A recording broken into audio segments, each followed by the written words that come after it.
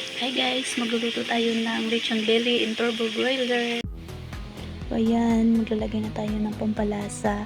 Maglagay tayo ng asin, paminta, sibuyas, bawang, dahon ng laurel, at maglalagay din tayo ng tanglad.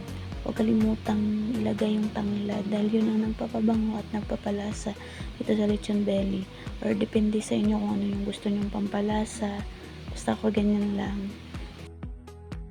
Tapos ito yung tali na ilalagay natin. Ito ay twine. Ito yung pantali natin dyan. Pagkatapos natin lagyan ng panlasa. So ayan, tinatali na natin. So kailangan natin talian ng mahigpit para hindi makawala. Uy! Hindi. Kailangan lang natin ng ayusin yung pagkatali.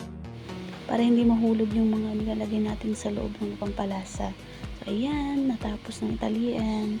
So ayan, nagpahid lang pala ako dyan ng tuyo sa balat para hindi maputla, para pagkaluto medyo mamula-mula. Ayan o, tingnan. So ayan, luluto na natin. So ayan, sa turbo na. Bali 3 kilo lang yan, kasi yan lang yung kasya dun sa turbo. 3 kilo lang. Ayan, yan lang din yun. Tapos every 20 minutes pala, nabaliktad na namin para pantay yung pagkaluto. Yan, napula-pula na guys. Malapit na maluto. Charot. Ginabali mo, Mal? Hindi, ito lang yung inaano ko. Ah, pinagsuliso. Paano yung dalom? Hindi, ang dalo mo na yan. Ano? Ano? Ano ito naman na yan?